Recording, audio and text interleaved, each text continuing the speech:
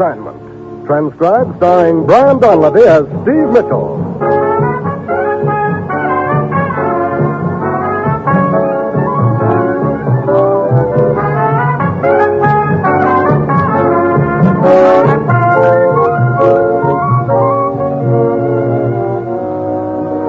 Yeah, danger is my assignment. I get sent to a lot of places I can't even pronounce. They all spell the same thing, though, trouble. But when I walk into the commissioner's office, I don't realize that I'm going to wind up catching a killer by playing parlor games.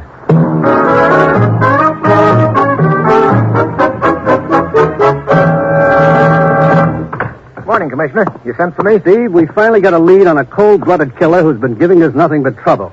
A 20th century Borgia who's been involved in a dozen international murders during the past year. Borgia? The victims, I gather, all go out the same way. Poison, huh? Administered through most ingenious methods, Steve. And we've never been able to find out who this hired assassin is. Now we know. Ken Merrick thinks he does. We got word from him through a contact in Havana. Merrick has certainly spotted our killer, but he's got to move cautiously. The killer suspects Ken is an American agent? Merrick's not sure. Still, I think it's best to have another man take over. Keep Merrick undercover. Right. Get down to Havana, Steve. Merrick will be waiting for you in a bar called Sailor Ted's. Find out what he knows about the killer and go after him. Or her. Well, that's it. You've got your assignment. Good luck.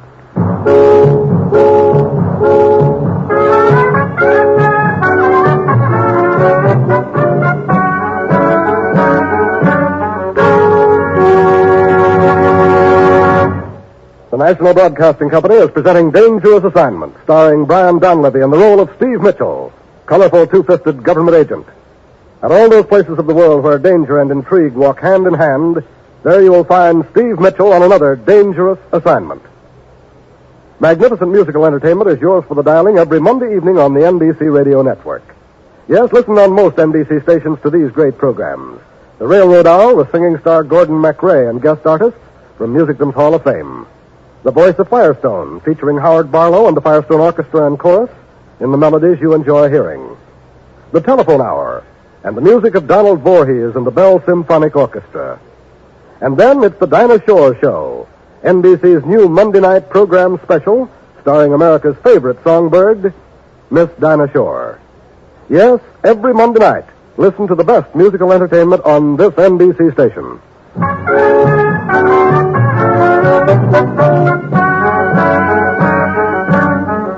Sure, I've got my assignment. Get down to Havana, Cuba, and check with one of our agents there. He's got the information, we hope, that'll help us nail a hired assassin who's been a big headache to us for years. It's early Friday evening when my plane lands in a driving rainstorm.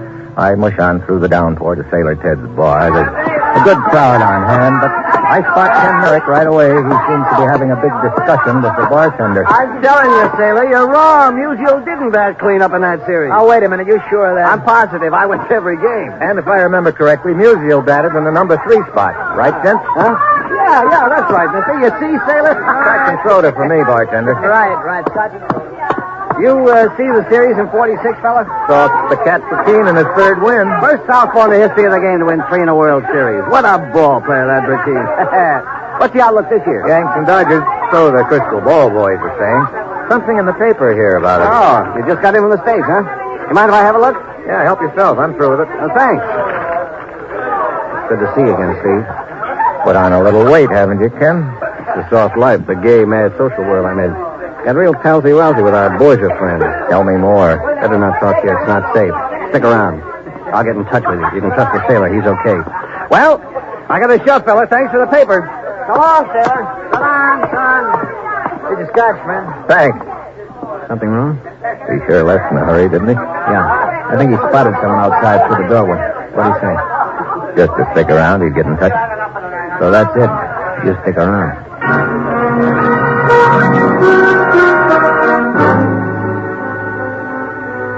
So I stick around and wait.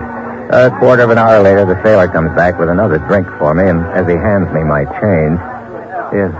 Just got a phone call from Merrick. Where is he? An apartment not far from here. The address, directions, how to get there, and on a slip of paper with the bills. I just gave it.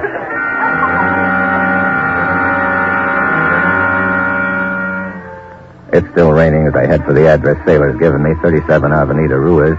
It's a tall, modern apartment building looking a little out of place in one of the not-so-swank neighborhoods of Havana.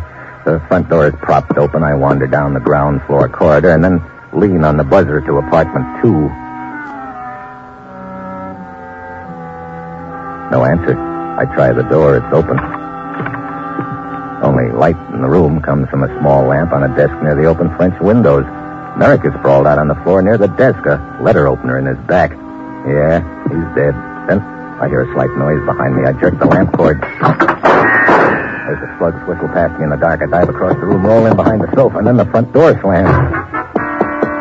I race down the hall, out into the street. Then I duck around the corner.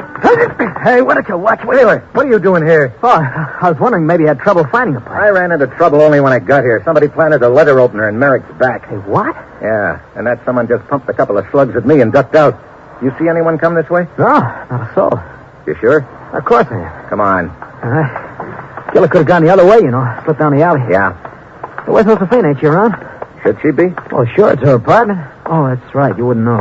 Who is this Josefina? Runs a high-class perfume shop downtown. Real looker. She's been around. Merrick's girlfriend? Yeah, they were pretty chummy. But then she's pretty chummy with a lot of guys around town. Come on. Let's go inside and call the law.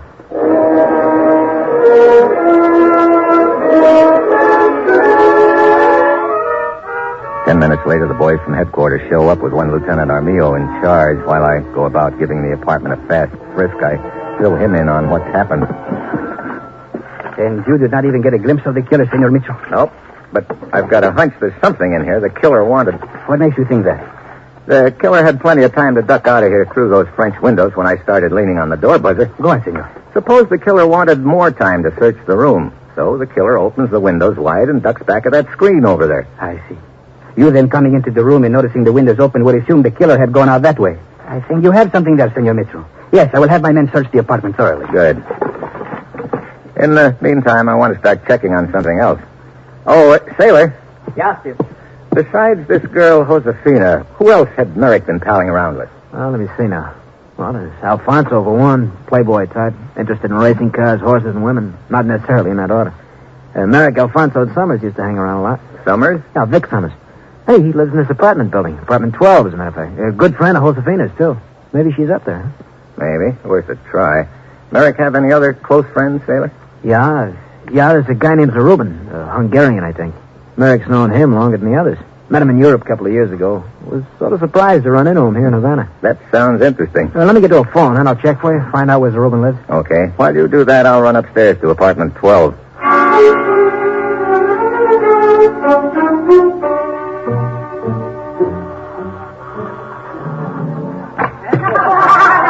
Well, hello. Hey, looks like I'm butting into something. Oh, not at all, my friend, not at all. You come in, huh? Come on. I'm looking for Josefina. Is she here? No, but if you're a friend of hers, you're most welcome. Most welcome. You act like the host, are you? No, that's Vic over there at the piano. I am Alfonso. Here, let me take your things. And please to join our little party. A little? This place is bulging. They're friends of Vic. They arrived by boat less than 2 hours ago from Miami. I see. You said Josefina wasn't here? We are expecting her and Kenny. Merrick? Yes. You know him too? Yeah. Good. In the meantime, I introduce you to the others, eh? Come along.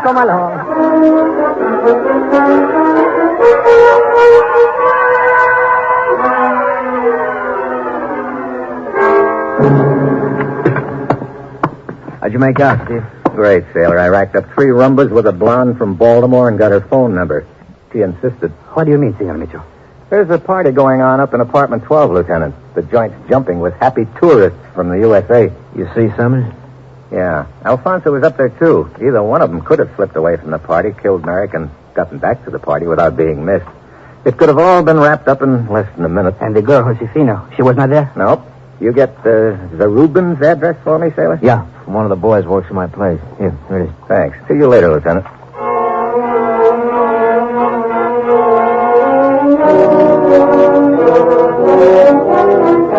The address Sailor has given me turns out to be a small house in a quiet residential neighborhood. I walk up the driveway, past the garage, and up on the front porch. The door is opened by a small, heavy-set gent wearing bathrobe and slippers. Yes, what is it? Mr. Zarubin? I'm Zarubin, yes. Steve Mitchell. Here are my credentials. Oh, I see. Come in. You know a man named Merrick?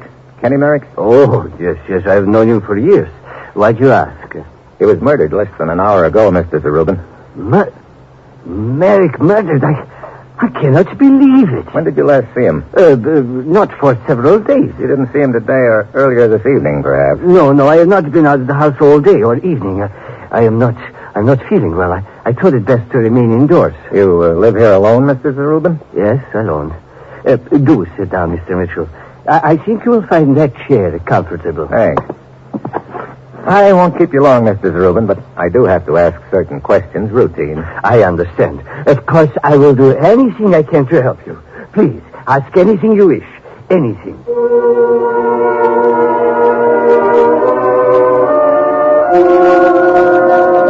I spend the next few minutes questioning Zarubin, but he comes up with little information I can use. It's obvious he doesn't know, or at least makes out he doesn't know, that Merrick was an American agent.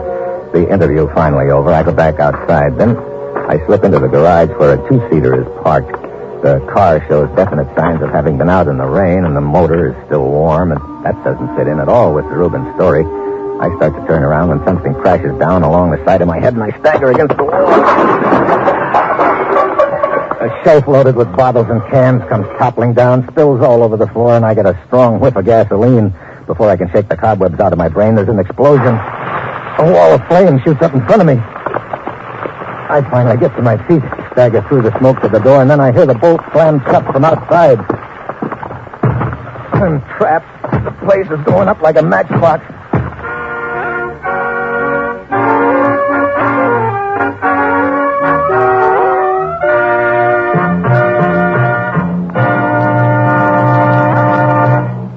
Steve Mitchell will continue his dangerous assignment in just a moment. A child with cerebral palsy has only half a chance. Won't you give him the other half? He needs costly, highly specialized care. He needs to learn to walk and talk. He needs to learn things everyone else takes for granted. But does he get them? He gets less than half, because the care just isn't there. Right now, the tragic truth is that 92 out of every 100 persons with cerebral palsy must struggle along without any care at all. Give them a chance to lead useful, active lives. Give them a chance to become self-sufficient. That's all they ask. Just a fair chance. You can help them lead active, useful lives by supporting United Cerebral Palsy. So send your contributions to United Cerebral Palsy in care of your local postmaster.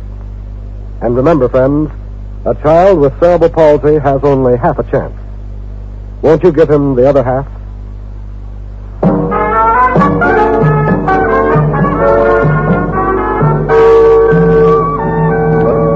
Now back to Dangerous Assignment and Brian Donlevy as Steve Mitchell.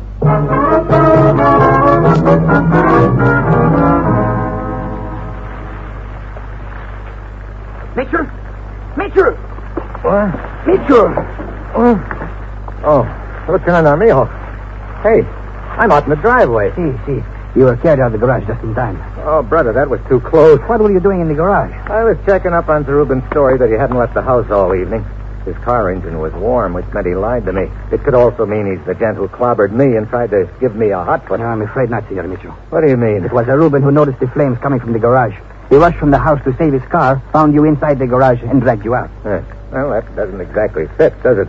Incidentally, how come you're here? I came to tell you that the girl Josefina had shown up at her apartment. I thought that you would wish to question her. Yeah, but right now I'm more interested in finding out why Zarubin lied to me. Where is he?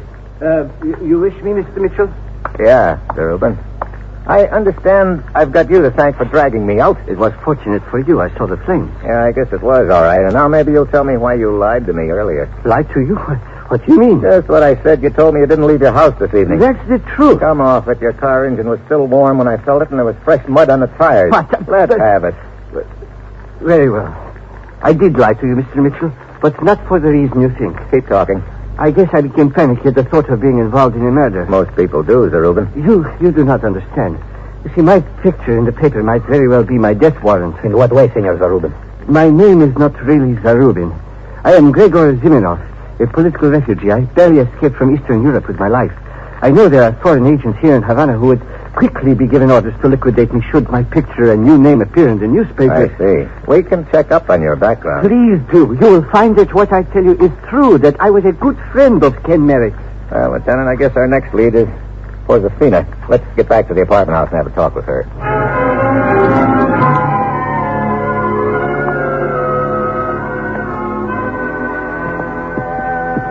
Well, Senor Mitchell, we appear to be no further along than before. No, but you might expect an international killer like the person I'm after would be pretty good at covering up his or her tracks. See.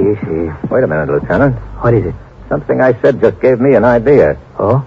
Maybe the reason the killer was still inside the apartment when I arrived was because he had to leave by the same way he came in, the front door. And I was blocking the way. But why would he have to leave by the front door if the French door was open? Because... Oh, Well... here I am, Honey Blossom, behind the drape. Yeah, so I see. A friend of yours, no doubt. I told you I met a blonde from Baltimore at that party upstairs, Lieutenant. Well, this is it. Lieutenant Armijo, Prunella. Luella, where you been, Honey Blossom? Busy. If you will excuse me, I will wait in Josefina's apartment. Hey, Lieutenant, wait, don't leave me. I miss you, Honey Blossom. Oh, that's nice. Now, if you excuse Oh, no, me... you shouldn't have not going to run off again. Look, But we're having the most fun, Honey Blossom. I tell you what, my sweet, I beg your pardon. Luella, my sweet, I have found you. Oh. I'm trying to get Stevie to play Alfonso. Don't tell me you've got a red-hot game of hide-and-seek going. Of course. Well, will you to join us, huh? Well, later. Now, that's a promise. All right, Alfonso, bring your dance. Oh, you think that's possible? Oh, brother.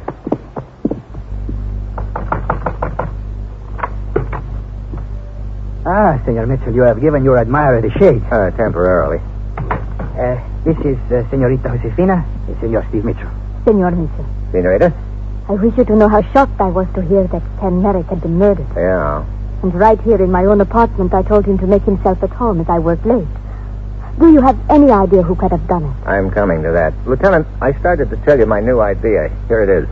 Suppose the killer has just finished stabbing Merrick when I ring the doorbell. He opens the French windows but can't leave through them. Why not? Take a look through them. The ground's all muddy. He'd leave footprints and he'd get mud on his shoes. He could destroy the shoes. And walk around barefoot. Oh, of course not. He could go home and get another pair. What if he couldn't go home? Why not? Because his home was swarming with cops. Wait. You mean this apartment? Yeah. Suppose this apartment was where the killer lived. Just a minute. This is crazy talk. I did not kill Ken Merrick. I was at the shop all evening. You've got to admit that my theory makes a lot of sense, Josefina. I don't care what your theory is. It does not apply to me. Why not? If I had gotten my feet muddy, I could have gone to my shop and changed shoes. I keep several pair there. Oh, great. Another lead up in smoke. So right now I'm fresh out of suspects. Then Lieutenant Armijo reports a discovery. A gun has been found outside, Senor Mitchell. Perhaps the one the killer fired at you. Come. We go outside to take a look. The gun's in the mud beside the building, right under the window at the end of the corridor.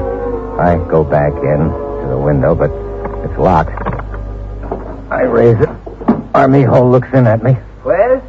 I don't think it was tossed from here. The killer was in a hurry. He wouldn't have stopped to close and lock the window afterwards. Senor Mitchell, wait. Not before. The window at the end of the second floor corridor. Looks to be partly open. I run upstairs for a look, and a pair of arms shoot around me from a doorway. Boo! Why, now look, Luella. Oh, come on, Stevie. You got to play. Alfonso's no good at finding me, and I can't even find him. Come on. For the last time, What's that, Honey Blossom? Nothing. Okay, Luella. I'll play. Well, Daddy. You hide first. I'll give you 10. 1, 2... Well, here I go. It's the quickest way I can think of to get rid of her because I've just spotted something through the window, a car easing away from the apartment house. I run outside, grab a police car, and start chasing.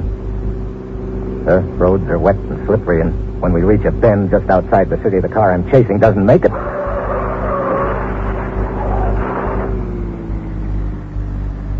I park and run down off the road toward the wreckage, but suddenly a guy lurches out of the bushes with a gun. Hey, stop, Mitchell. Well, hello, Alfonso. You must have been thrown clear, huh? Yes. I believe one of my arms is broken, but not the one holding the gun, I assure you. So you're the international killer Ken Merrick was tracking, huh? It turns out I made a mistake tossing the gun out the window, but I did not wish to take it back to the party with me. I started the game of hide and seek to give me an opportunity to recover the gun, but the police beat me to it. When I realized the gun was tossed from the second floor, that narrowed it down to Summers and you, and that meant it had to be you because Summers lived on the second floor. He could have changed shoes if he'd gotten them muddy, but you were just a guest. You couldn't afford to get your shoes muddy. That's why you couldn't leave by the French window, huh? Brilliant deductions, Mitchell, but too late. Come, you will drive me away from here. Wait a moment. Yeah, car coming. Yes. Very well. You will stand here very quietly and not attempt to flag it down. When it has passed, stop. It sure is. Get back. Too late. I'll take that gun. Thanks. Those headlights, they blinded me. Yeah, looked like I got a big assist from somebody. Honey, honey blossom. Well, what do you know, Luella? Well, it's sure hard enough to find. Look how saw you drive away. Well, Alfonso, looks like your own game beat you. Luella, you sure are persistent. Well, honey blossom, when I play hide and seek, I go all out. You just ain't whistling Dixie, Honey Blossom. But I can.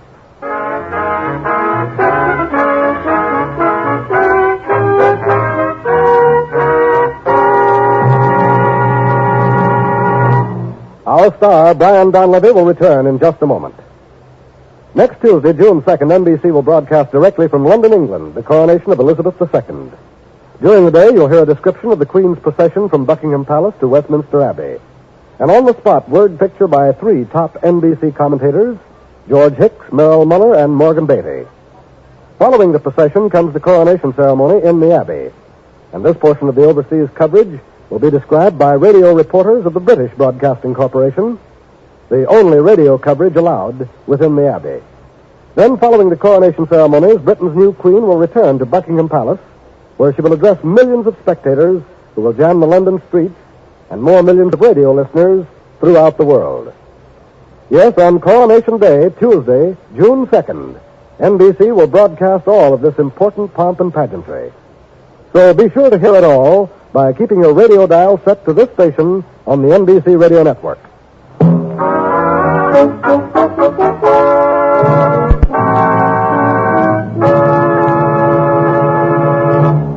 Next week, the Mediterranean. I make like a smuggler. And that will be Steve Mitchell's dangerous assignment next week.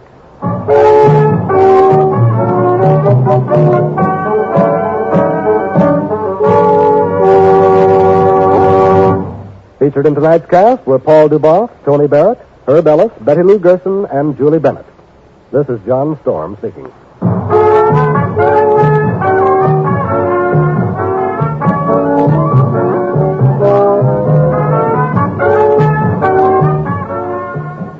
Dangerous Assignment, starring Brian Donlevy as Steve Mitchell with Herb Butterfield as the commissioner, is written by Bob Reif and Adrian Jondeau and is directed by Bill Karn.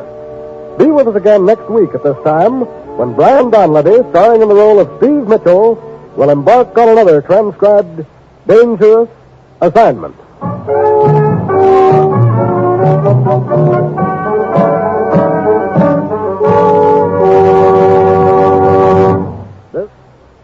Fridays, listen to Dinah Shore on NBC.